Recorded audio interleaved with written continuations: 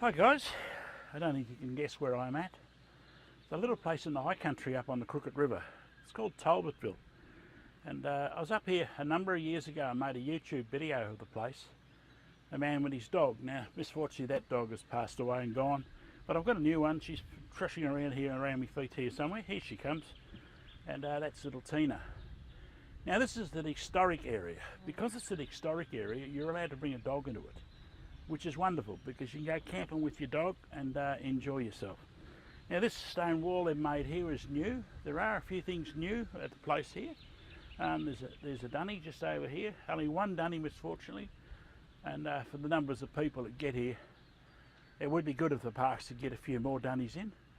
But there are a lot of improvements. Although the McMillan Spur coming down from the top of the Bulltown Spur turn-off track, it's still pretty crappy like it was about 40 years ago. I don't think it's actually changed, and there's a lot more traffic on it nowadays. But you can get in here 2 or 3 different directions.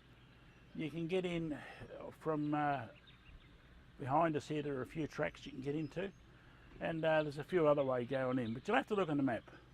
We're in the Victorian High Country. We're 30 odd k's northeast or northwest of Dargo, and the road from Dargo now is sealed all the way up to the McMillan turnoff, which is something it wasn't in those days. It was a dirt road.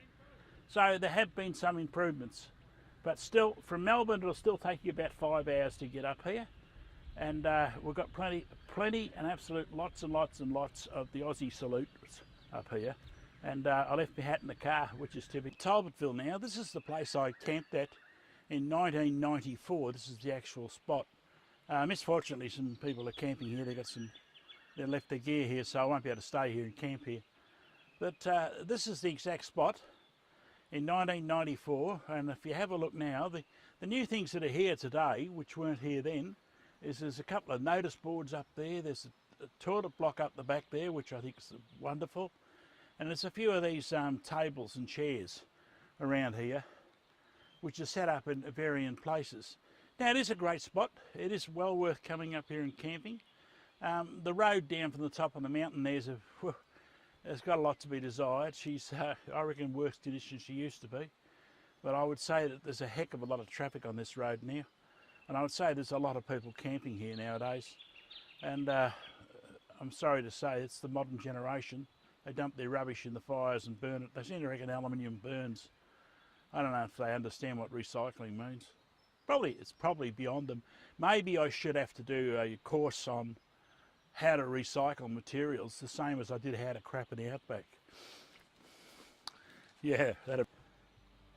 Now here's a slow pan of the area, and as you can see, the Crooked River is just over the bank there.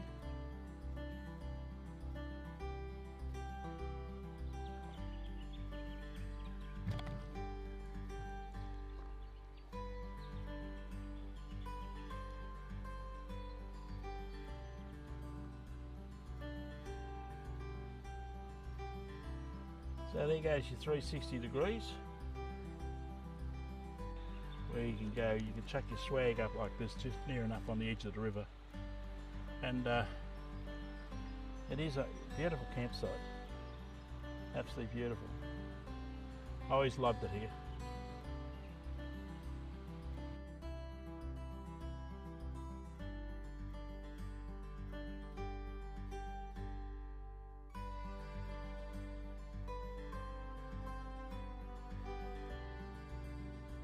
There's the river.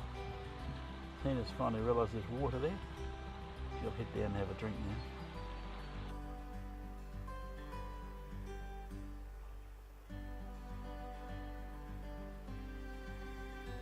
But as I say, people do bring little campers down here.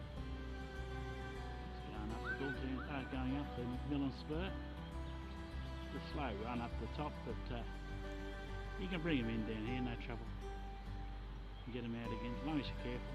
Take your time. And guys, just in case you're curious, Crooked River is an historic area, and it means you can have your dog with you. I think little Tina's having a good drink. Here's my little friend. That's little Tina. And she is having a ball, as you can see. Up at camp on a swag. Quite a good idea actually. Yeah, of how many people, several groups camped up here, and as you can see, there's fairly serious distances between everyone, so you're really not annoying each other, which is good. Campsites here, they're first in, best dressed, and that's the site I camped at in 1994, and I'm glad to say it's still tidy, it's still quite good, but these guys beat me in. That's life. That's McMillan Spur coming down into the camping area. Just up there on the right hand side there's the old Talbotville cemetery, which is well worth a look if you've not been here before. And the track to the right is where we've just come from, and the track here to the left is where we'll go at the moment, and I'll show you the outer river crossing. The river crossing coming up from Bulltown Spur into the Talbotville camping area, and I'm walking, and I'm not walking through the river, so you won't get a picture of the other side from the other side, but I'll walk around there in a minute and show you. Going into the Talbotville camping area, and this is a spot where quite often, if you have a look at YouTube, you'll find that people destroy their vehicles. They come through this river crossing here like bats out of hell, spray the water up into their engines, destroy their motors, and there have been a lot of vehicles smashed up here, including Jeeps. So when you come up here, be careful, respect the water crossings, take your time, don't rush, don't splash it. Splashing is stupid, driving through carefully is clever.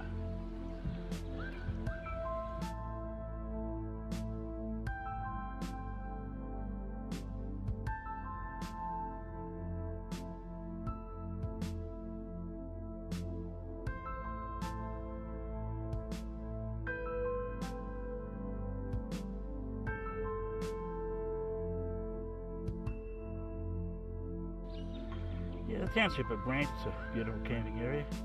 Quite a fascinating cemetery up there too. There's a couple of mines you can get into up there and quite enjoy walking around in them. A lot of fun, beautiful place. A bit cold though, she's 1300 metres up there. We're only 300 plus metres here. And when it snows down to 1000 metres, it snows up there, and boy, you get cold at night. We're up at the Talbotville Cemetery at the moment, and this has got a lot of history behind it. And like all of these goldfield cemeteries, there's a lot of heartache in some of these graves that are in here. A lot of children, a very large amount of children. Most of them died from diphtheria and so forth, which are waterborne diseases, and with people making a mess right near the creeks and rivers, that's where you get them from. So it was the density of population and the amount of human waste and refuge that was in the waterways that caused most of the problem. But back at the turn of the century, when this place was done in the 1800s, not many people understood or knew about water contaminants. So when you're travelling, guys, do the right thing.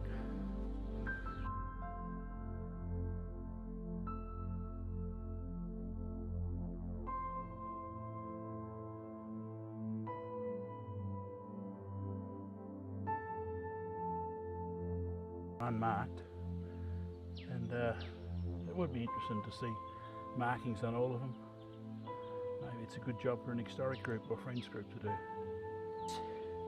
If you do a lot of reading about the high country, Victoria, the Guy family were one of the pioneer families that are up here, and the Treasures family basically lived and worked out of Dargo, and the family houses are still there from the Treasure families. I don't know about the Guy family still living down the other side of Dargo, and it's very, very interesting, much of the history on this family, and it's well worth a look and it's well worth a read.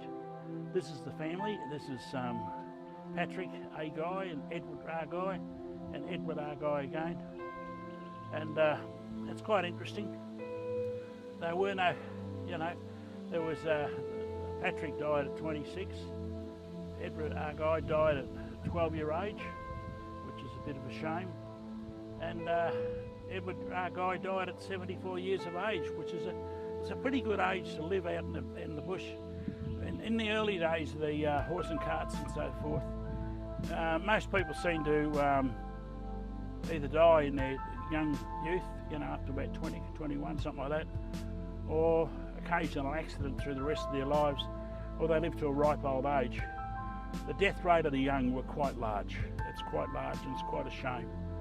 And a lot of them were horse accidents or so forth. But I don't know about this young guy. I'll have to look him up.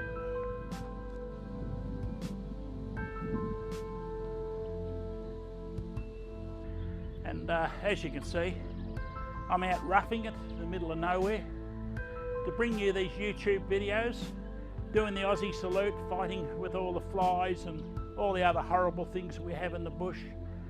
And I'm visiting these remote and isolated places just to bring you the videos back. And I hope you enjoy it. And when you get time off from work, or your holidays, or you retire like I have, come out and see them all. We have a wonderful country in Australia. I've travelled from Cape York across into Western Australia, the Kimberley, all over the place. And I never get to see enough of it. I always want to see more, and there's always more to see. We have a beautiful country. Come out here and enjoy it. And when you come, please do the right thing. So that's it from Jim. Tips and tricks, come to Talbotville. Worth the trip.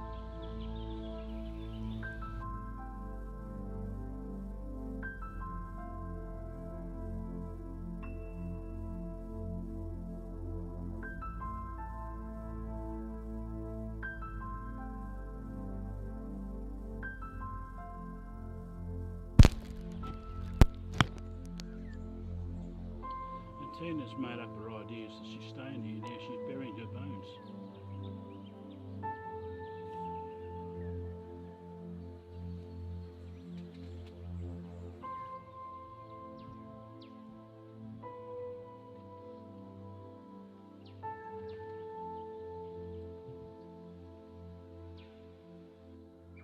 There's the sign on the way in, and that's the plan of the old town over there. And you go on the web, you'll find out a lot more about the place. There was a dear old lady that lived up here for many years, and she used to run the post office. And she used to write letters to herself so she could get the subsidy to stay open. And that's way back in the history. Okay guys, on the road. Catch up with you soon.